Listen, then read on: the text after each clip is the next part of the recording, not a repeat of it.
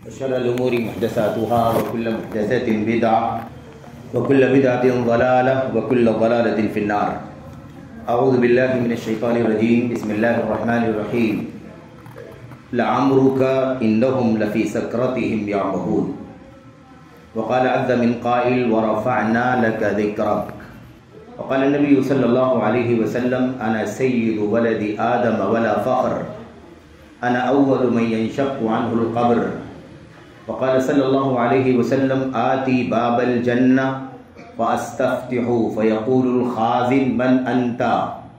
فأقول محمد. فيقول الخازن بك أمرت أن لا أفتح لأحد قبلك أو كما قال صلی اللہ علیہ وسلم.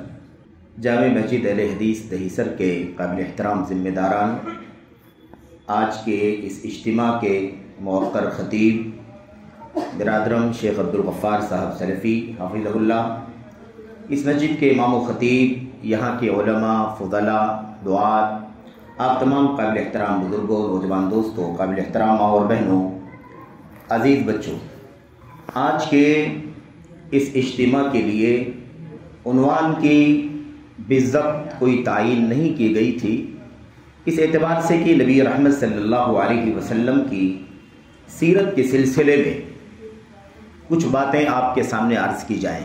اور یہ موضوع اس لیے نہیں یا اس طرح کی بات اس پس منظر میں نہیں کی گئی تھی کہ آج ربیع الاول کی 13 تاریخ ہے اور 12 تاریخ کو جو کچھ کیا جاتا ہے اس سے اس کا کوئی ربط ضبط ہے، سوائے اس کے کہ اس مناسبت پر ہم اللہ کے نبی محمد الرسول اللہ صلی اللہ علیہ وسلم کا مقام، آپ کا مرتبہ، آپ کی شان جو اللہ تبارک و تعالیٰ کی کتاب میں آپ نے خود اپنے سلسلے میں اللہ تبارک و تعالیٰ کی وحی کی روشنی میں اپنی سنت میں جو کچھ بتلایا ہے، اس حوالے سے کچھ باتیں ہم سمجھ لیں، سیکھ لیں، اعادہ کر لیں، دہرا لیں، تاکہ نبی رحمت صلی اللہ علیہ وسلم کی جو محبت ہمارے اور آپ کی دلوں میں ہے، جو عظمت آپ کی، جو برتری ہمارے اور آپ کی دلوں میں ہے، وہ اور زیادہ پختہ ہو جائے، اور زیادہ بڑھ جائے، اس کے اندر اور زیادہ جلا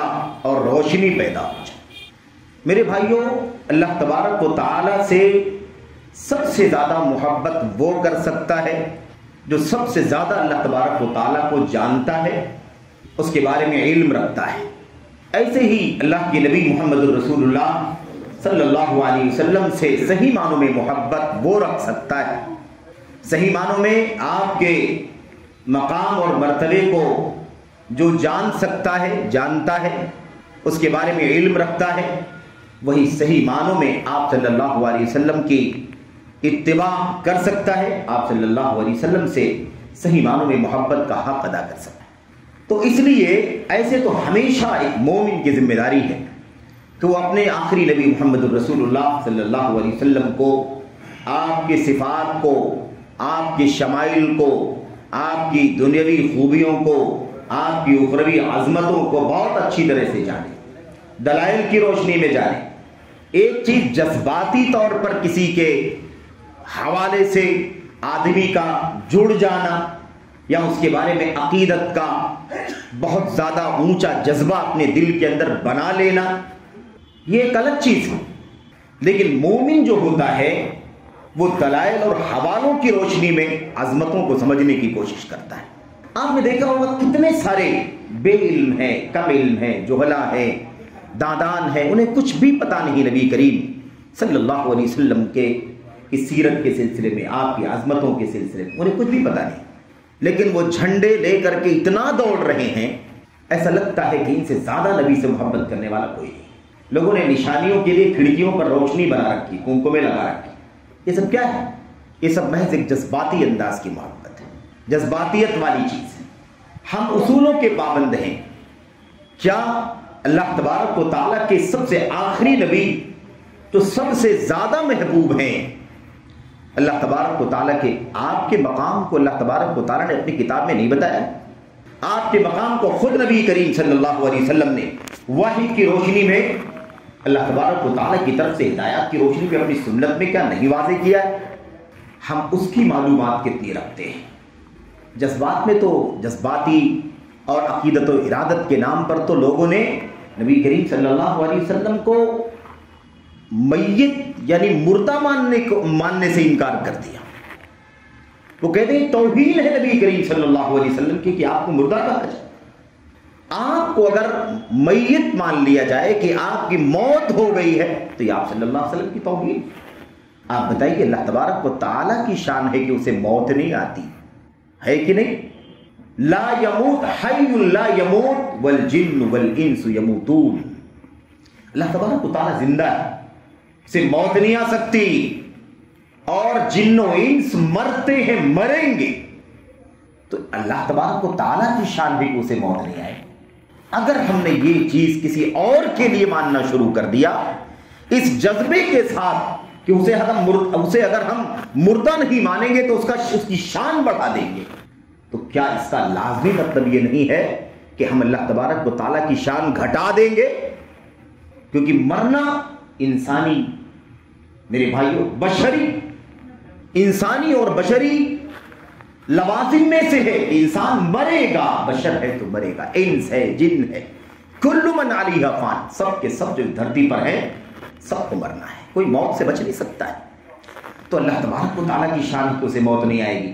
اگر اللہ کے نبی علیہ السلام کی عظمت کے نام پر، آپ کے مقام کے نام پر، آپ کی شان کے نام پر اگر ہم یہ کہیں کہ اللہ کے نبی کی موت نہیں ہو سکتی، آپ کو مردہ نہیں مانا جا سکتا، تو بہت سارے سوالات کھڑے ہو جائیں گے میرے، بہت سارے مسائل پیدا ہو جائیں گے. ایک مسئلہ تو یہ پیدا ہوگا کہ یہ شان تو اللہ تبارک و تعالیٰ کے سوا کسی کی نہیں.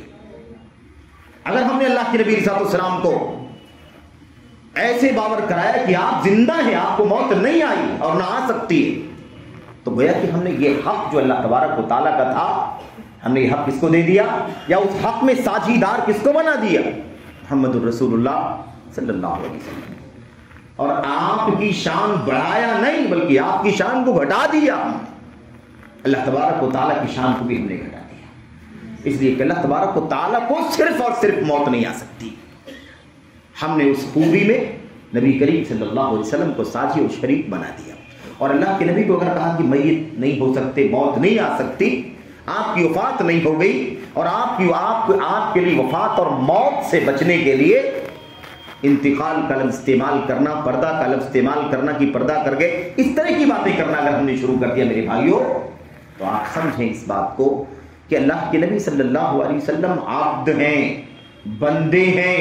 ایک دو جگہ نہیں، کئی جگہوں پر اللہ تبارک و تعالیٰ نے اپنے کلام کے اندر اپنے نبی کو عبد اور بندہ قرار دیا.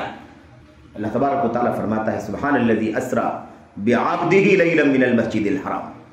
اللہ کی ذات پاک ہے جس نے اپنے بندے کو اسراء کرائی، اپنے بندے کو اسراء کر راتوں رات چلایا مسجد حرام سے مسجد اقصی لے، اپنے بندے کو. کس کو؟ اپنے بندے کو. وَأَنَّهُ لَمَّا قَامَ عَبْدُ اللَّهِ يَدْعُوهُ كَادُوا يَكُونُونَ عَلَيْهِ لِبَدًا. اللہ تبارک و تعالیٰ فرماتا ہے عبدن، کیا فرمایا؟ بندہ، ہمارا بندہ. اللہ کے نبی صلی اللہ علیہ وسلم کو اللہ تبارک و تعالیٰ نے بندہ کہا ہے، اور خود نبی کریم صلی اللہ علیہ وسلم نے اپنے بارے میں کیا کہا ہے؟ انما انا عبد فقولوا عبد اللہ ورسولہ. میں بندہ ہوں، بس اس کے سوا کچھ نہیں، اس لیے مجھے اللہ کا بندہ اور اس کا رسول ہی کہا کرو. اب آج حالت یہ ہے میرے بھائیوں کہ ہمارے کتنے بھائیوں نے یہ عقیدہ رکھا ہے کہ نہیں رکھا ہے کہ نبی کریم صلی اللہ علیہ وسلم اس پیدائش والے جشن کے موقع پر جسد عنصری کے ساتھ بنفس نفیس آپ تشریف لاتے ہیں. یہ عقیدہ ہے کہ نہیں عقیدہ ہے؟ یہ عقیدہ ہے. جو نشانات لگائے گئے ہیں کھڑکیوں پر، جھنڈیاں لگائی گئی، کمکمے لگائے گئے، وہ بتانے کے لیے کہ عاشق رسول کا گھر ہے، یہاں آنا ہوگا. اس کا مطلب نبی کریم صلی اللہ علیہ وسلم کی موت نہیں ہوئی، آپ کی موت نہیں ہوئی. آپ کو اگر موت ہو گئی ہوتی تو ایک بار مر جانے کے بعد زندہ ہونا یہاں نہیں ہے، پھر وہ آخرت کی زندگی میں، باس بعد الموت. ثم انکم یوم القیامت تبعثون، پھر تم لوگ قیامت کے دن دوبارہ اٹھائے جاؤ گے. ثم انکم بعد ذلک لمیتون ثم انکم یوم القیامت تبعثون. تم لوگ ابھی دنیاوی زندگی جی رہے ہو اور اس کے بعد تم مر جاؤ گے، اور مرنے کے بعد دوبارہ قیامت کے دن دوبارہ اٹھائے جاؤ گے. میرے بھائیوں، اب ایک مسلمہ حقیقت نبی کریم انکا میتون و انہم میتون، یقین آپ میت ہیں اور یہ لوگ جو آپ کی موت کی تمنا کرنے والے ہیں یہ سب بھی کیا ہیں؟ ان کی بھی موت آئے گی۔ افإن مت فهم الخالدون، کہ اگر آپ مر جائیں تو یہ آپ کی موت کی تمنا کرنے والے آپ کے دشمن کیا یہ ہمیشہ زندہ رہیں گے؟ تو موت کا لفظ تو اللہ نے استعمال فرمایا۔ اگر یہ لفظ توحید ہے نبی کریم صلی اللہ علیہ وسلم کی تو کیا نعوذ باللہ ہم یہ بات کہہ سکتے ہیں کہ اللہ تبارک و تعالیٰ نے اپنے نبی کے اپنے محبوب کی توحید فرمائی؟ جو فرماتا ہے وَرَفَعْنَا لَكَ ذِكْرَكَ، ہم نے آپ کا ذکر بلند کیا ہے۔ نبی کریم صلی اللہ علیہ وسلم جہاں میرا نام آئے گا، میری توحید کی گواہی دی جائے گی، وہاں آپ کی رسالت کی بھی گواہی دی جائے گی۔ اس لیے مؤذن اشہد ان لا الہ الا اللہ کہتا ہے تو اس کے ساتھ ہی اشہد ان محمد رسول اللہ بھی کہتا ہے کہ نہیں؟ میرے بھائیوں، یہاں یہ بات اس لیے ذکر کی جا رہی ہے، یہ وہ مسلمات ہیں، کیا ہیں یہ؟ عقیدے کی، ایمان کی مسلمات ہیں جسے چھیڑا نہیں جا سکتا، جس کے اندر خلل پیدا کرنے کی کوشش نہیں کی جا سکتی۔ تو یہ اللہ کے نبی علیہ السلام کی شان نہیں ہے، یہ آپ کا مقام نہیں ہے میرے بھائی، یہ آپ کا مقام نہیں ہے۔ پھر آپ صلی اللہ علیہ وسلم کا مقام، آپ کن مجلسوں میں شرکت کریں، آپ کہاں جائیں، آپ کی شایان شان وہ جگہ بھی تو ہو، آپ کی شایان شان وہ مجلس بھی بالفرض زندگی نبی کریم صلی اللہ علیہ وسلم کی آپ سامنے رکھیں تو آپ زندگی میں کہاں جایا کرتے تھے؟ بتائیے آپ صلی اللہ علیہ وسلم تو یہاں تک فرماتے ہیں جس گھر میں کتا ہو اس میں فرشتے داخل نہیں ہوتے، جس گھر کے اندر گھنگرو بج رہا ہو، جرس، اس کے اندر فرشتے داخل نہیں ہوتے۔ لا تدخل الملائکۃ بیتا فیہ کلب ولا جرس، جس گھر کے اندر کتا ہو اور اس کے اندر گھنگرو ہو اس میں فرشتے داخل نہیں ہوتے۔ یہ مجلسیں جو سجی ہوئی ہیں میرے بھائیوں، بمبئی شہر کے اندر باہر اطراف جوانب میں کتنی آوازیں میوزک کی ہیں، کتنی آوازیں سارنگی کی ہیں، کتنی آوازیں ڈھول تاشوں کی ہیں۔ نبی کریم صلی اللہ علیہ وسلم تشریف لائیں گے اس میں؟ میرے بھائیو آپ غور تو کریں کم سے کم کہ کہتا کوئی کیا؟ اللہ کے نبی صلی اللہ علیہ وسلم کی شان وہ ہے، ویسے ہے، آپ کا مقام وہ ہے، ویسے ہے جیسے اللہ کی کتاب میں بیان کر دیا گیا ہے، جیسے نبی کریم صلی اللہ علیہ وسلم نے اپنی سیرت میں، اپنی زندگی میں، اپنی سنت میں اپنے بارے میں بیان فرما دیا ہے، وہ آپ کی شان ہے، وہ آپ کا مقام ہے۔ قرآن کریم کی آیتوں میں میرے بھائیوں اللہ کے نبی علیہ السلام کا جو مقام بیان کیا گیا ہے نا، وہ مقام دنیا میں کسی کا نہیں بیان کیا گیا، اور یہ حق ہے، بجا ہے، ہونا بھی یہی چاہیے۔ آپ صلی اللہ علیہ وسلم سے زیادہ اونچے مقام و مرتبے والا کون ہو سکتا ہے؟ ممکن نہیں میرے بھائی، یہ تو حق ہے، یہی مقام ہے نبی کریم صلی اللہ علیہ وسلم کا کہ آپ سے اونچا کوئی نہیں ہو سکتا، آپ کو پوری انسانیت کا سردار بنایا گیا۔ میرے بھائیوں یاد کریں ان آیات کو جن میں اللہ تبارک و تعالیٰ نے اپنے نبی علیہ السلام کی عظمت کے حوالے سے وہ باتیں بیان فرمائی ہیں۔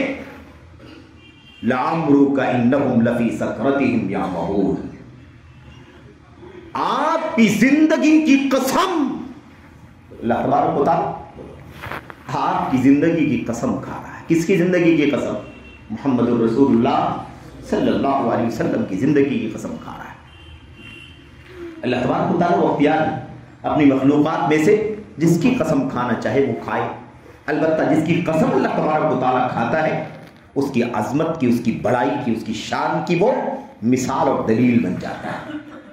میرے بھائی اللہ تبارک و تعالیٰ نے فرمایا لَعَمْرُكَ إِنَّهُمْ لَفِي سَكْرَتِهِمْ يَعْمَهُونَ، آپ کی عمر کی قسم، آپ کی زندگی کی قسم، إِنَّهُمْ لَفِي سَكْرَتِهِمْ يَعْمَهُونَ، یہ قوم کے لوگ اپنے خواب میں، اپنے نشے میں، اپنی مستیوں میں ڈوبے رہیں گے۔ حافظ ابن کثیر رحمۃ اللہ علیہ جب اس آیت کریمہ کی تفسیر کرنے پر آتے ہیں تو کہتے ہیں اللہ تبارک و تعالیٰ نے اپنے نبی محمد صلی اللہ علیہ وسلم کی حیات اور آپ کی زندگی کی قسم کھائی ہے، اور یہ مقام نبی کریم صلی اللہ علیہ وسلم کے سوا کسی اور کو حاصل، یہ مقام آپ ہی کو حاصل ہے۔ میرے بھائی یہ ایک مثال قرآن کریم کی آیتوں میں سے ایک آیت کریمہ ہے، النبی اولا بالمؤمنین من انفسہم وازواجہ امہاتہم، یہ مقام ہے نبی کریم صلی اللہ علیہ وسلم۔ اور بس یہ یوں سمجھیں کہ میں ادھر ادھر سے کچھ باتیں آپ کے سامنے ذکر کروں گا، ہر گوشہ ایک لمبا موضوع ہے، لمبی گفتگو چاہتا ہے۔ اس آیت کریمہ پر بھی غور کریں، اللہ تبارک و تعالیٰ فرماتا ہے النبی اولی بالمؤمنین من انفسہم، نبی کریم صلی اللہ علیہ وسلم مومنوں کے خود اپنی جان سے بھی زیادہ حقدار ہے۔ میرا اپنی جان کا جتنا حق ہے، میرا جو حق، سمجھ رہے ہیں، میری جان پر میرا جتنا حق ہے، میری ذات پر میرا جتنا حق ہے، اس سے زیادہ حق نبی کریم صلی اللہ علیہ وسلم کے میری ذات پر، میری جان پر ہے۔ اور یہ سب کے اوپر ہے، 1 2 3 سب، زید عمر بکر سب کے اوپر ہے۔ النبی اولی بالمؤمنین من انفسہم، اور آگے فرمایا وازواجہ امہاتہم، اور یہ بات نبی کریم صلی اللہ علیہ وسلم نے خود بھی بیان فرمائی، انا اولی بالمؤمنین من انفسہم، میں مومنوں کا ان کی ذات سے بھی زیادہ حقدار ہوں۔ نبی کریم صلی اللہ علیہ وسلم کی زندگی، آپ کے اقوال، آپ کے افعال، آپ کی تقریرات، آپ کے فیصلے، آپ کے فتاوے، آپ کی سارے فرمودات، یہ سب اللہ تبارک و تعالیٰ کے کلام کی تشریح، اس کی وضاحت، اس کی بیان ہوا کرتے ہیں۔ اس لیے نبی کریم صلی اللہ علیہ وسلم نے کیا فرمایا، انا اولی بالمؤمنین من انفسہم، میں مومنوں کا ان کی جانوں سے بھی زیادہ، ان کی اپنی ذات سے بھی زیادہ حقدار ہوں۔ میرے بھائی، آگے اللہ تبارک و تعالیٰ نے فرمایا وازواجہ امہاتہم، اور آپ کی بیویاں مومنوں کی مائیں ہیں۔ آپ کی بیویاں کیا ہیں بھائی؟ مومنوں کی مائیں ہیں، وہ ازواج مطہرات ہیں نبی کریم صلی اللہ علیہ وسلم کی، اور وہ امہات المؤمنین ہیں، مومنوں کی مائیں، ام المومنین عائشہ، ام المومنین حفصہ، ام المومنین صفیہ، ام المومنین۔ میرے بھائیو، آپ گنتے چلے جائیں، نبی کریم صلی اللہ علیہ وسلم کی ازواج مطہرات 9 تو ایک ساتھ میں موجود تھی، ایک وقت میں موجود تھی۔ میرے بھائیو، اب یہ بھی آپ دیکھیے، یہ بھی آپ دیکھیں، اللہ کے نبی علیہ السلام کے بارے میں یہ عقیدہ رکھنا کہ آپ اپنی قبر میں ویسے ہی زندہ ہیں جیسے دنیا میں لوگ زندہ رہتے ہیں۔ شہداء کی زندگی بھی میرے بھائیوں ایسی زندگی ہے جس کا شعور ہم نہیں کر سکتے، اس میں کوئی شک نہیں ہے۔ زندگی اللہ نے فرمائی کہ زندگی ہے، بل احیاء، وہ زندہ ہیں تو ہیں، انبیاء اگر زندہ ہیں تو زندہ ہیں، لیکن اس طرح نہیں جیسے ہم دنیاوی زندگی میں ہم ان کو سارے تصرفات، سارے اختیارات، چلنا پھرنا اٹھنا وغیرہ، سارے اختیارات کے ساتھ دنیاوی زندگی کے، اس پر ہم قیاس نہیں کر سکتے کہ یہ زندگی اسی طرح کی زندگی ہے جیسے دنیاوی زندگی ہوتی ہے۔ وہ برزخ کی زندگی ہے، وہ زندگی برزخ کی ہے، نہ وہ دنیا کی زندگی ہے، اور نہ وہ قیامت کبریٰ کے قیام سے پہلے آخرت کی زندگی ہے، بلکہ یہ قبر کے درمیان والی جو زندگی ہے نا، برزخ بیچ والے حصے کو کہا جاتا ہے۔ آڑ کو جو دنیوی زندگی اور اخروی زندگی کے بیچ والا جو حصہ ہے، بعث سے پہلے، موت کے بعد اور بعث سے پہلے کا جو پیریڈ ہے، وقفہ ہے، اسی کو کیا کہتے ہیں؟ اسی کو برزخ کہتے ہیں۔ وَمِن وَرَائِهِمْ بَرْزَخٌ إِلَىٰ يَوْمِ يُبْعَثُونَ، ان کے پیچھے برزخ ہے۔ کب تک رہے گا برزخ؟ جب تک یہ دوبارہ زندہ نہ کر دیے جائیں، دوبارہ ان کو زندہ کر کے نہ اٹھا دیا جائے، نہ کھڑا کر دیا جائے، تب تک یہ کہاں رہیں گے؟ تب تک ان کے پیچھے برزخ ہے۔ میرے بھائیو، نبی کریم صلی اللہ علیہ وسلم کے بارے میں اللہ فرماتا ہے وہ ازواجہ امہاتہم، آپ کی بیویاں مسلمانوں کی مائیں ہیں، مومنوں کی مائیں ہیں۔ اب یہ زندہ ماننے والے دنیوی زندگی کے اعتبار سے ہم نے کیا کہا؟ زندگی برزخی زندگی ہے، وہ زندگی دنیاوی زندگی نہیں ہے۔ آپ اٹھا کر کے دیکھیں گے نا تو یہ مقام، مرتبہ، شان، مقام کی بات کرنے والے اور اپنے مقابل سب کو گستاخ، سب کو توہین کرنے والا قرار دینے والے ہمارے یہ بھائی یہاں تک اپنی کتابوں میں لکھتے ہیں کہ اللہ کے نبی ویسے ہی زندہ ہیں اپنی قبر میں جیسے آپ دنیا میں زندہ تھے، حتیٰ کہ آپ کی بیویاں ازواج مطہرات امہات المؤمنین آپ کے پاس پیش کی جاتی ہیں۔ بتائیے گستاخی ہے یا یہ تکریم ہے محمد الرسول اللہ صلی اللہ علیہ وسلم کی؟ میرے بھائیوں، یہ سب مسائل ہیں، کیسے ہم اللہ کے نبی صلی اللہ علیہ وسلم کا مقام سمجھیں، کیا ضابطہ ہے اس کے لیے؟ کوئی اصول ہے کہ نہیں؟ کوئی ضابطہ ہے کہ نہیں؟ کوئی سورس اور سرچشمہ ہے یا نہیں ہے؟ جو چاہا لکھا، جو چاہا کہا، جو چاہا بیان کیا۔ تقریریں اگر آپ سنیں تو ہم حیران ہو جائیں، انکشافات ہوتے کسی کتاب کی، نہ قرآن کا حوالہ، نہ سنت کی بات، نہ سیرت کی بات، نہ سچا نہ جھوٹ، کوئی پتہ نہیں، جو دل میں آیا بیان کیا جا رہا ہے۔ ہمیں نبی کریم صلی اللہ علیہ وسلم کے سلسلے میں اللہ کی کلام کی آیات اور محمد الرسول اللہ صلی اللہ علیہ وسلم کی سنت کو سامنے رکھ کر کے امت کے صحابہ نے، امت کے پہلے بیچ نبی کے صحابہ نے جو مقام اپنی آنکھوں سے سنا، دیکھا، سمجھا، اسی کی روشنی میں ہمیں اللہ کے نبی کے مقام کو سمجھنے اور جاننے کی ضرورت ہے۔ افراط بھی غلط ہے تو تفریط بھی غلط ہے۔ یعنی مقام جو ہے نبی کریم صلی اللہ علیہ وسلم کا، اگر اسے گھٹانا غلط اور گستاخی ہے تو اس میں مبالغہ کرنا، افراط کرنا، غلو کرنا، تجاوز کرنا حد سے، یہ بھی گستاخی ہے۔ میرے بھائی، حق کہاں ہے؟ حق دونوں کے بیچ میں ہے۔ وَكِلَا طَرَفَيْ قَصْدِ الْأُمُورِ ذَمِيمٌ، دونوں طرف غلط ہے۔ یہ تنقیص بھی غلط ہے، یہ افراط بھی غلط ہے، حق دونوں کے بیچ میں ہے۔ میرے بھائی، اللہ تبارک و تعالیٰ اپنے نبی محمد صلی اللہ علیہ وسلم کے بارے میں کیا فرماتا ہے؟ اللہ فرماتا ہے وَرَفَعْنَا لَكَ ذِكْرَكَ، سورۃ الانشراح کی آیت کریمہ، ہم نے آپ کا ذکر بلند کیا ہے، ہم نے آپ کا نام بلند کیا، آپ کا تذکرہ بلند کیا، آپ صلی اللہ علیہ وسلم کا ذکر، آپ کے نام کا ذکر، آپ کی رسالت کی شہادت، آپ کی نبوت کی گواہی بار بار دینے والا دیتا ہے۔ ایمان والا ہر بندہ نبی کریم صلی اللہ علیہ وسلم کی رسالت اور نبوت کی گواہی بالکل توحید کی گواہی کے ساتھ ساتھ دیتا ہے۔ یہ مقام نبی کریم صلی اللہ علیہ وسلم کو اللہ تبارک و تعالیٰ نے آپ کو عطا فرمایا ہے۔ اچھا خیر، بات لمبی نہیں کرنی ہے، میں دو چار باتیں اللہ کے نبی صلی اللہ علیہ وسلم کی عظمت اور منقبت کے حوالے سے کرنا چاہتا ہوں۔ اس موقع پر ہم اسی بات کو دہرا لیں، اسی حوالے سے کچھ باتیں آپ کے سامنے پیش کر لیں۔ میرے بھائی، اللہ سے دعا کریں کہ اللہ عز و جل ہمیں اپنے نبی محمد الرسول اللہ صلی اللہ علیہ وسلم کی شان کو، آپ کے مقام کو اسی طرح سمجھنے کی توفیق عطا فرمائے جیسے اللہ نے اپنے کلام میں بیان فرمایا ہے۔ نبی کریم صلی اللہ علیہ وسلم نے آپ نے اپنی سیرت میں، اپنی سنت میں بیان فرمایا ہے۔ امت کے صحابہ نے سب سے پہلے اللہ کے نبی صلی اللہ علیہ وسلم کے مقام کو سمجھا ہے۔ میرے بھائی، دنیاوی اعتبار سے اگر اللہ کے نبی صلی اللہ علیہ وسلم کے مقام اور آپ کی عظمت اور منزلت اور آپ کی خصوصیات کے حوالے سے بات کی جائے تو دو بہت بڑی مثالیں ہیں آپ کی عظمت کو بیان کرنے کے لیے، آپ کی شان کو بیان کرنے کے لیے کافی۔ اس میں سے یہ ہے، ایک یہ ہے کہ اللہ تبارک و تعالیٰ نے آپ کو قرآن کریم عطا فرمایا ہے۔ آپ کو کیا دیا ہے؟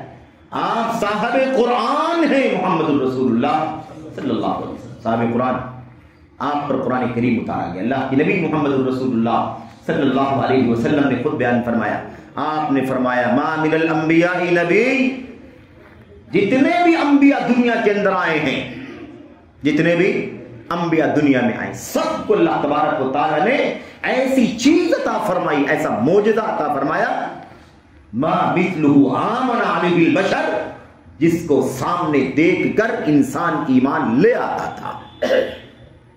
لیکن میرا معاملہ الگ ہے، میرا معاملہ الگ ہے۔ حضرت موسیٰ کے زمانے میں جس معجزے کی ضرورت تھی وہ معجزہ اللہ تعالیٰ نے ان کو عطا فرما دیا۔ عیسیٰ کے زمانے میں جو چیلنج تھا اس کا مقابلہ کرنے کے لیے جو معجزہ ہونا چاہیے تھا اللہ تبارک و تعالیٰ نے وہ معجزہ انہیں عطا فرما دیا۔ اس وقت جنہیں اللہ نے ایمان کی توفیق عطا فرمائی، موسیٰ علیہ السلام کی قوم میں وہ ایمان لے آئے، عیسیٰ علیہ السلام کی قوم میں جن کو توفیق ہوئی وہ ایمان لے آئے، ایسے دیگر انبیاء علیہ السلام کی قوموں نے بھی ایمان قبول کر لیا۔ لیکن یہ ان نبیوں کے جانے کے ساتھ اس معجزے کا تسلسل اور اس کا دوام بھی ختم ہو گیا۔ لیکن میں وقتی معجزے والا نبی نہیں ہوں، مجھے اللہ تبارک و تعالیٰ نے وہ معجزہ عطا فرمایا ہے جس کا اعجاز رہتی دنیا تک رہے گا، قیامت کے قائم ہونے تک اس کا اعجاز ہمیشہ قائم رہے گا، حتیٰ کہ رب ذوالجلال قیامت کے دن بھی قرآن کریم کو اور سنت کو اکٹھا کر دے گا۔ میرے بھائیوں، اللہ کے نبی محمد رسول اللہ صلی اللہ علیہ وسلم نے فرمایا وَإِنَّمَا أُوتِيتُ، مجھے کیا ملا ہے، وَاحْيًا أَوْحَاهُ اللَّهُ إِلَيَّ، مجھے اللہ تبارک و تعالیٰ نے وحی عطا فرمائی. یہ وحی الہی ہے جو اللہ نے بخشا قرآن کریم کی شکل میں. میرے بھائی ایسا معجزہ اللہ نے مجھے عطا فرمایا ہے. فَأَرْجُو أَنْ أَكُونَ أَكْثَرَ تَابِعًا يَوْمَ الْقِيَامَةِ. اسی لیے مجھے امید ہے کہ قیامت کے دن میں سب سے زیادہ پیروکاروں والا ہوں گا. جتنا میرے امتی ہوں گے، جتنا میرے پیروکار ہوں گے، جتنا میرے پیچھے چلنے والے ہوں گے، جتنی تعداد میری امتیوں کی ہوگی اتنا کسی اور کی تعداد نہیں. میرے بھائی قرآن کریم کا اعجاز بہت بڑا اعجاز ہے. اب اس کے جتنے اس کے اعجاز کے پہلو آپ بیان کرتے جائیں گے اتنا ہی نبی کریم صلی اللہ علیہ وسلم کا مقام، آپ کی عظمت، آپ کی شان اور آپ کا مقام میرے بھائی اتنا ہی نمایاں ہوتا چلا جائے گا. لیکن مجھے صرف اشارہ کرنا ہے. خود قرآن کریم کی عظمت کی بات کرنا ایک لمبا موضوع. امت کے علماء نے کتابیں لکھی، کسی نے 200 صفحے، کسی نے 300 صفحے. قرآن کریم کی عظمت بات کرنے کے لیے تو بہت ساری باتیں چاہیے. لیکن ہمیں قرآن کریم وجہ عظمت رسول صلی اللہ علیہ وسلم اس پہلو کو سمجھنا ہے. تو آپ کو جو اللہ نے یہ دنیاوی اعتبار سے دنیا میں جو آپ کا مقام اللہ تعالیٰ نے بلند کیا، اس کی ایک دلیل کیا ہے، اس کی ایک مثال کیا ہے؟ اللہ تبارک و تعالیٰ نے آپ کو قرآن کریم جیسی وحی عطا فرمائی. ایسے ہی دوسری جو بات آپ کے سامنے پیش کرنی بالکل اختصار کے ساتھ وہ یہ ہے کہ اللہ تبارک و تعالیٰ نے آپ کو معجزوں کا معجزہ، معجزات کا معجزہ کیا عطا فرمایا؟ معراج.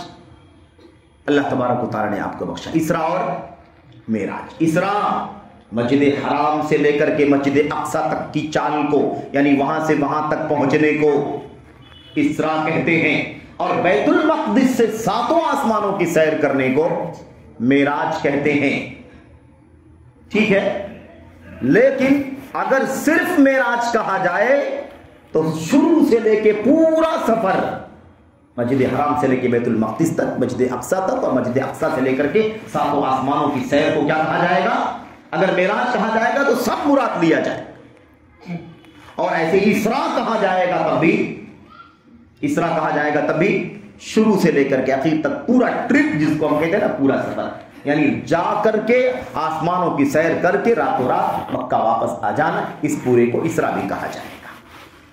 ٹھیک ہے، تو اگر ایسے ہی آپ کو اگر نام جاننا ہے تو اس کا نام اسرا بھی ہے، اس کا نام معراج بھی ہے. لیکن اگر آپ کو کہیں اسرا اور معراج دونوں ساتھ میں لکھا ہوا مل جائے تو کیا کریں گے آپ؟ تو آپ کیا کہیں گے؟ کہیں گے اسرا کس کو کہتے ہیں؟ مسجد حرام سے بیت المقدس تک کے سفر کو، اور معراج کہتے ہیں بیت المقدس سے 7 آسمانوں کے سفر کو. اگر یہ دونوں ساتھ میں آ جائے تو اس کا یہ معنی ہوگا، اتنے کا یہ معنی ہوگا. لیکن اگر آپ نے کہیں پڑھا اللہ کے نبی کو اسرا ہوئی تو کیا ہوئی بھائی؟ مسجد حرام سے بیت المقدس اور بیت المقدس سے لے کر کے 7 آسمان. آپ کو معراج کرائی گئی اگر آپ نے کہیں پڑھ لیا تو اس کا معنی کیا ہوگا؟ پورا مسجد حرام سے لے کے بیت المقدس اور پھر 7 آسمانوں کی. سمجھ گئے کہ نہیں سمجھ گئے؟ تو یہ ہے اصل میں جو امت کے علماء نے اس کی وضاحت ہمیشہ سے کی. خیر، اب یہ معجزہ اپنے آپ میں ایک معجزہ نہیں ہے بلکہ معجزات ہیں اس کے اندر. اللہ نے فرمایا سبحان الذی اسری بعبدہ لیلا من المسجد الحرام الی المسجد الاقصی الذی بارکنا حولہ لنریہ من آیاتنا. اللہ تبارک و تعالیٰ نے فرمایا کہ یہ جو اسرا اور معراج آپ کو کرائی جا رہی ہے اس کا مقصد کیا ہے؟ لنریہ، تاکہ ہم آپ کو اپنی نشانیاں دکھائیں، اپنی نشانیاں دکھائیں، اپنی آیات دکھائیں. میرے بھائی تو معراج اور اسرا کا سفر ایک دو نہیں، بے شمار معجزات اپنے اندر لیے ہوئے ہیں. اور یہ جو 10 دن کے جلوس ہوتے ہیں نا، جلسے ہوتے ہیں، ان کے اندر اس پورے واقعے کو جو اللہ کی کلام کی آیتوں میں ہے، نبی کریم صلی اللہ علیہ وسلم کی مستند حدیثوں کے اندر موجود ہے، ایک دم صاف ستھرا اسرا اور معراج کا واقعہ، اور اس میں معجزات کے پہلو، نشانیوں کے پہلو. میرے بھائیوں، اس کا 10 گنا 20 گنا 100 گنا زیادہ بے سر پیر کی باتیں ملا کر کے بیان کر دی جاتی ہیں. ہم پابند ہیں کس بات کے؟ اللہ تبارک و تعالیٰ کی کتاب اور نبی کریم صلی اللہ علیہ وسلم کی سنت کی. ادھر ادھر کی باتیں بے سر پیر کی، سچی جھوٹی، مستند غیر مستند، ہم ایسی ہر کسی بات کو نہ سنتا، نہ ہم سننا روا سمجھتے ہیں، نہ اس کو پڑھنا اور جاننا روا سمجھتے ہیں، اور نہ اسے کسی اور تک پہنچانا روا سمجھتے ہیں۔ میرے بھائی، تو اللہ تبارک و تعالیٰ نے آپ کو دنیوی اعتبار سے ایک بہت بڑی خصوصیت کیا عطا فرمائی، آپ کو اسراء اور معراج کی میرے بھائیوں کا یہ معجزہ اللہ تبارک و تعالیٰ نے آپ کو عطا فرمایا۔ اب اس کے اندر بہت ساری باتیں ہیں، ہمیں اس میں داخل نہیں ہونا ہے۔ آخرت کے حوالے سے بھی ہم چند باتیں پڑھیں، چند باتوں کی طرف اشارہ آپ کے سامنے۔ اللہ تبارک و تعالیٰ نے آپ کا مقام کتنا اونچا کیا ہے۔ دنیا نے میرے بھائیوں دیکھا، قرآن کریم آج تک اپنے اعجاز کے ساتھ دنیا کے سامنے چیلنج بنا ہوا ہے کہ نہیں بنا ہوا ہے۔ معراج کا واقعہ ایسا معجزہ ہے کہ آج تک سب کو عاجز کر رکھا ہے، کسی کو سمجھ میں نہیں آتا وہ کون سی سواری رہی ہوگی، کون سا طریقہ رہا ہوگا کہ رات میں مسجد حرام سے نکل کر مسجد اقصیٰ پہنچنا، اور میں سمجھتا ہوں تقریباً 1800 سے 2000 کلومیٹر کا فاصلہ ہے، اور اس زمانے میں تو جو سفر تھا وہ بہت ہی لمبا رہا ہوگا، اور پھر اس کے بعد 7 آسمانوں کی سیر کر کے فجر کی نماز سے پہلے نبی کریم صلی اللہ علیہ وسلم اپنے گھر میں۔ لوگوں کو واقعی یہ اعجاز، اس معجزے نے واقعی عاجز کر دیا لوگوں کو۔ لوگوں نے آپ کا امتحان لینا شروع کر دیا۔ اچھا، اگر ایسی بات ہے کہ تم راتوں رات گئے اور چلے آئے، تو اسی راستے سے تو ہمارا قافلہ بھی جا رہا تھا، کہیں ہمارے قافلے کو دیکھا ہوگا آپ نے، ہمارے قافلے سے ملاقات ہوئی ہوگی، وہ شام سے قافلہ آ رہا تھا، فلسطین سے قافلہ آ رہا تھا، اس قافلے کو آپ نے دیکھا ہوگا، آپ کو اس قافلے کی معلومات ضرور ہوگی۔ چلیے آپ کا امتحان لے لیتے ہیں۔ اگر آپ نے واقعی راتوں رات مسجد حرام سے بیت المقدس کا سفر کیا اور اس کے بعد آسمانوں کا، تو ہم کیا امتحان لیں گے آپ سے، لیکن یہ تو امتحان لے سکتے، بتائیے آپ ہمارا قافلہ کب کہاں سے گزرا۔ اللہ کے نبی صلی اللہ علیہ وسلم فرماتے ہیں، مشرکین مکہ مجھ سے پوچھنے لگے اس سفر کے درمیان کا کیا کیا ہوا، کہتے مجھے میں کیسے بتا سکتا تھا، کیونکہ میرا سفر تو معجزاتی سفر تھا، جبریل امین میری معیت میں، اور کس طریقے سے براق نامی اس جانور کے دوش پر سوار ہو کر کے میرے بھائی سفر طے کیا گیا، تو میں کیسے بتا سکتا تھا۔ لیکن اللہ کے نبی فرماتے ہیں فجل اللہ لی بیت المقدس، یہ بھی معجزہ در معجزہ اللہ کے نبی فرماتے ہیں۔ لیکن جب سوال کیا مشرکین نے مجھ سے، تو اللہ تبارک و تعالیٰ نے اللہ تبارک و تعالیٰ نے بیت المقدس شہر کو پورے طور پر میری آنکھوں کے سامنے روشنی بنا دیا، گویا میں ابھی بیٹھ کر کے پورا منظر دیکھ رہا ہوں، کون سا قافلہ کب گزر رہا ہے، کہاں سے گزر رہا، اور میں نے اس کی روشنی میں سارے جوابات ان کو دے دی۔ تمہارا قافلہ یہاں سے گزرا، ایسی حالت میں تھا، مقدمے پر کون تھا، پیچھے کون وغیرہ۔ کہتے ہیں کہ اللہ تبارک و تعالیٰ نے اس طرح سے مجھے یہ توفیق عطا فرمائی۔ ہم نے کہا اللہ نے خود فرمایا لِنُرِيَهُ مِنْ آیَاتِنَا، تاکہ ہم اپنے نبی کو اپنی نشانیاں دکھائیں۔ بہت سارے معجزات، اب پورا منظر لمبا ہے میرے بھائی، وہ تو کئی گھنٹوں کا اپنے آپ میں موضوع، اسراء و معراج اور اس کے دروس، اس کے اندر جو معجزاتی پہلو ہیں اس کو سمجھنا، اس کی باریکیوں پر غور کرنا، ایمان کی تازگی کے لیے میرے بھائی ہمیں ضروری ہے کہ ہم اس کا مطالعہ کریں، پڑھیں۔ آخرت میں اللہ تبارک و تعالیٰ آپ کا مقام بہت نمایاں کرے گا۔ سارے اولین آخرین، سارے جن و انس، اول سے لے کر کے اخیر تک، اللہ کے نبی نے کیا فرمایا، کہتے ہیں الناس کلہم، سب کے سب، من آدم الی، آدم سے لے کر کے آخری فرد تک، سب کے سب میرے جھنڈے تلے ہوں گے، میرے جھنڈے تلے سب ہوں گے۔ کون؟ آدم سے لے کر کے جتنے انبیاء علیہ السلام ہیں، سب کے سب میرے جھنڈے تلے ہوں گے، یہ مقام ہوگا میرا۔ اس وقت آخرت کے حوالے سے اگر آپ دیکھیں کہ آخرت میں آپ کا مقام اللہ تبارک و تعالیٰ کیسی نمایاں کرے گا، تو 2-3 پہلو بہت اہم ہے، بس سرسری طور پر آپ کے سامنے اسے پیش کرنا ہے۔ ہم یہ جانیں کہ ہمارے نبی کا مقام کتنا اونچا ہے، اور یہ دنیا کے تو معجزات ہو گئے، آخرت کی یہ خوبیاں کیوں نمایاں کی جائیں گی، تاکہ ساری دنیا سب کے سب اپنی آنکھوں سے اس آخری نبی کا اونچا مقام دیکھیں، اندازہ لگائیں۔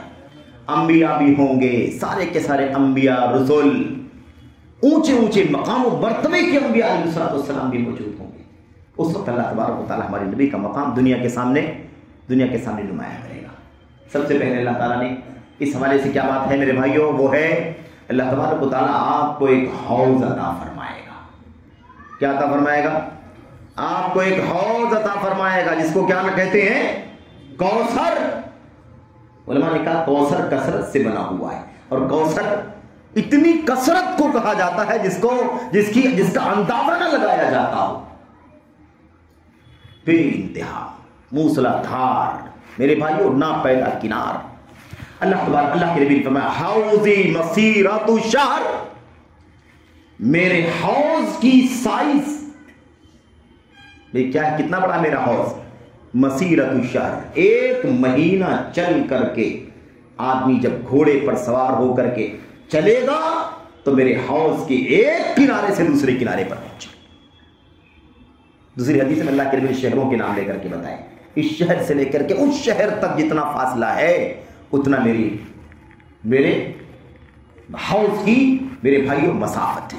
اس کا کیا کہتے ہیں، اس کا سائز کتنا بڑا ہے میرا حوض.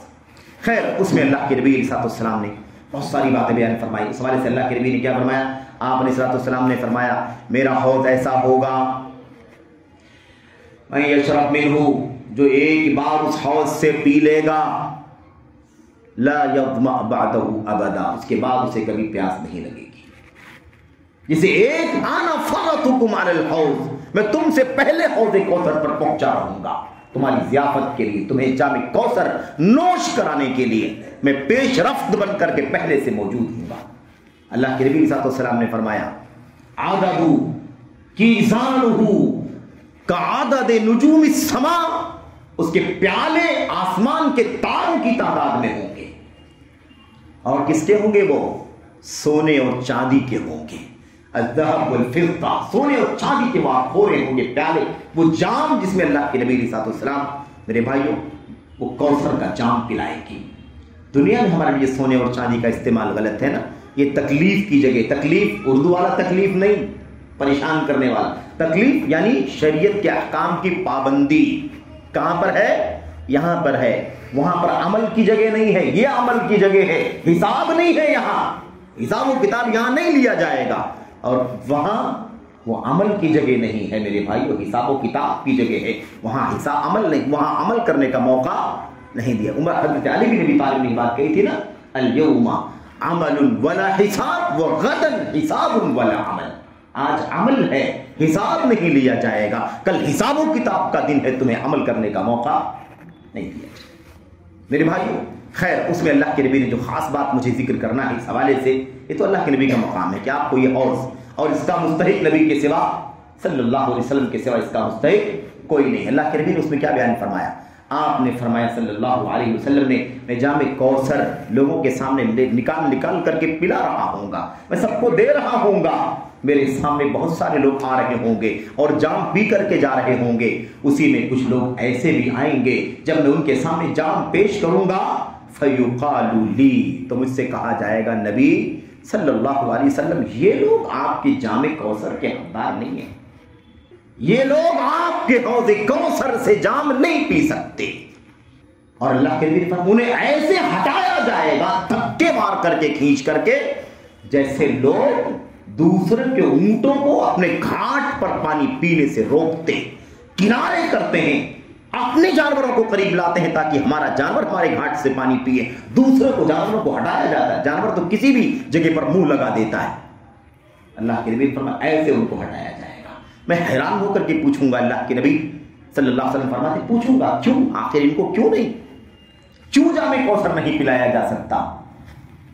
کہا جائے گا انک لا تدری ما احدثوا بعدک. اللہ کے نبی آپ کو نہیں پتا کہ آپ کے دنیا سے وفات پا جانے کے بعد ان لوگوں نے کون کون سی بدعتیں دین میں ایجاد کر رکھی تھی. یہی بھی ایجاد کر لی تھی کہ آپ کو مردہ ہی نہیں مانتے تھے، آپ کو موت کا حقدار ہی نہیں مانتے تھے. یہ بھی بہت بڑی بدعت تھی میرے بھائیوں.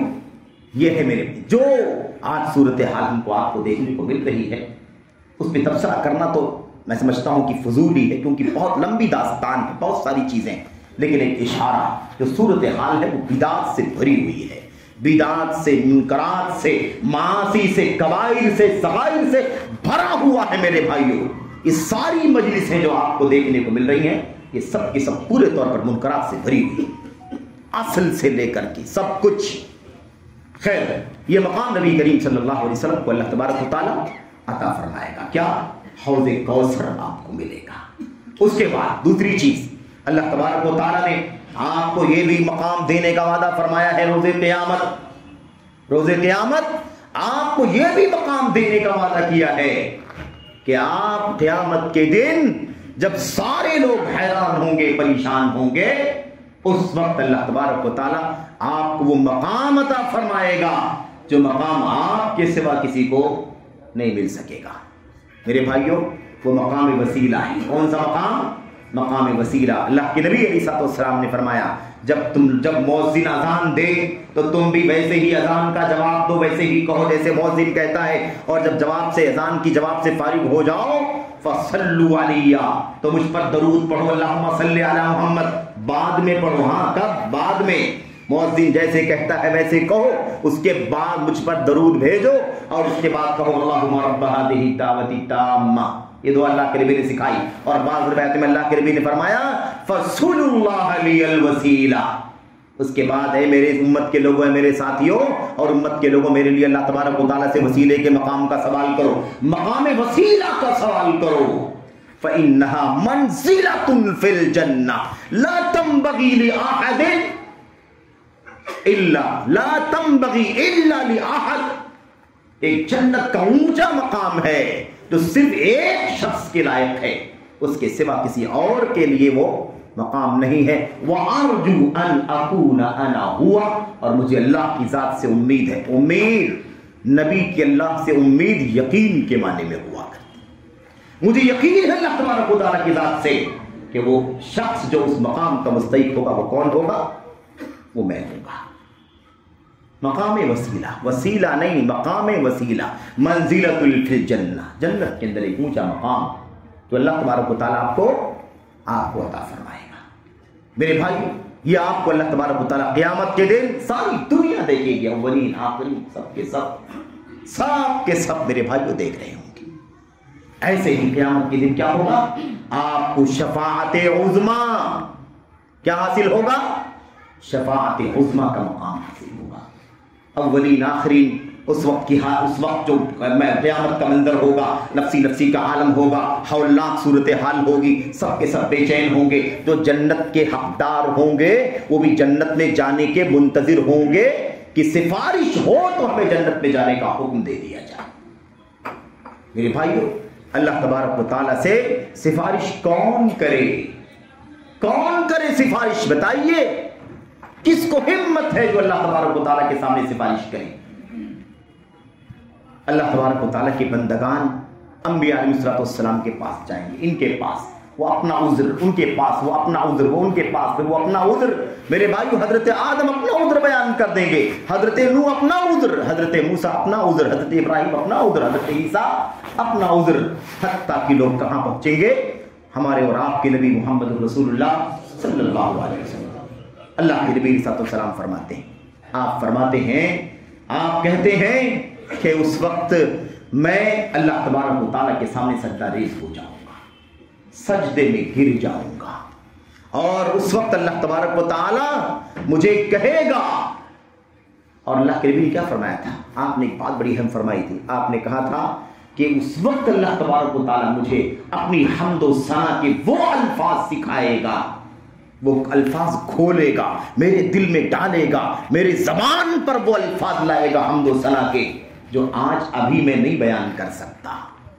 یفتح اللہ علی محامد، ایسی حمد کی باتیں جو آج میں نہیں بیان کر سکتا، ان الفاظ کے ذریعے میں اللہ کی حمد کروں گا، اور اس کے بعد سجدہ ریز ہونے کے بعد اللہ تبارک و تعالیٰ مجھ سے کہے گا، یا محمد ارفع راسک، اے محمد اپنا سر اٹھائیے، سر اٹھائیے، سجدے سے سر اٹھائیے، سل تعطا، مانگیے، آپ کو کیا مانگنا ہے آپ کو ملے گا، واشفع تشفع، آپ سفارش کیجیے، آپ کی سفارش قبول کی جائے گی۔ پھر اس کے بعد میں اپنے سر کو اٹھا کر کے اللہ تبارک و تعالیٰ سے سفارش کروں گا ان بندوں کے لیے۔ اور ایک آخری بات، اللہ تبارک و تعالیٰ آخرت میں قیامت کے دن جن مقام سے آپ کو نوازے گا، اس میں سے مقام محمود ہے جو آپ کو ملے گا۔ وَابْعَثْهُ مَقَامًا مَحْمُودًا أَقِمِ الصَّلَاةَ لِدُلُوكِ الشَّمْسِ إِلَى غَسَقِ اللَّيْلِ قُرْآنَ الْفَجْرِ إِنَّ قُرْآنَ الْفَجْرِ كَانَ مَشْهُودًا. اور آخر تک آیت کریم آپ جانتے ہیں اللہ نے کیا فرمایا؟ مقام محمود، ایسا مقام جو حمد و ثنا والا قابل تعریف مقام ہے، وہ مقام اللہ تبارک و تعالیٰ کو عطا فرمائے گا روز قیامت.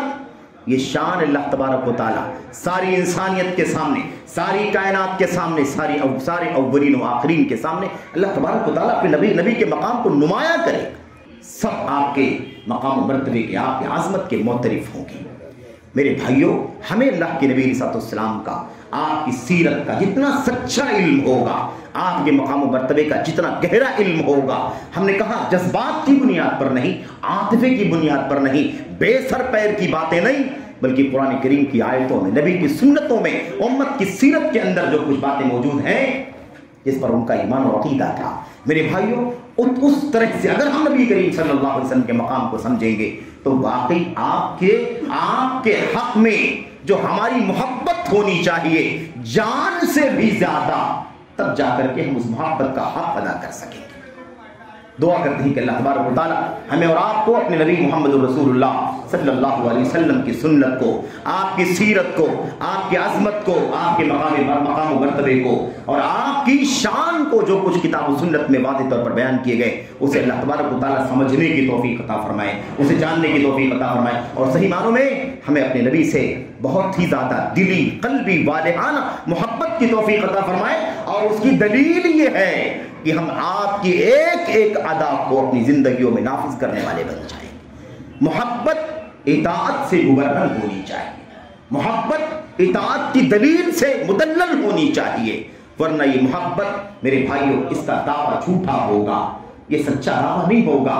محبت محض جذبات کا نام نہیں ہے، محبت اطاعت کے ساتھ ہونی چاہیے. میرے بھائیوں، اللہ سے دعا کرتے ہیں کہ اللہ تبارک و تعالیٰ ہمیں اس کی توفیق عطا فرمائے. ہمارے فاضل دوست برادر گرامی جناب مولانا عبدالغفار صاحب سلفی تشریف لا چکے ہیں. آپ انشاءاللہ تبارک و تعالیٰ ان کا خطاب سماعت کریں گے. آپ سے گزارش ہے کہ آپ بہت ہی اطمینان سے بیٹھیں اور اچھی طرح سے خطاب سنیں، فائدہ اٹھائیں. اللہ سے دعا ہے کہ اللہ تعالی ہم سب کو خیر کی توفیق عطا فرمائے. آمین رب العالمین. وصلی اللہ وسلم وبارک علی نبینا محمد وعلی آلہ وصحبہ اجمعین. السلام علیکم ورحمۃ اللہ وبرکاتہ.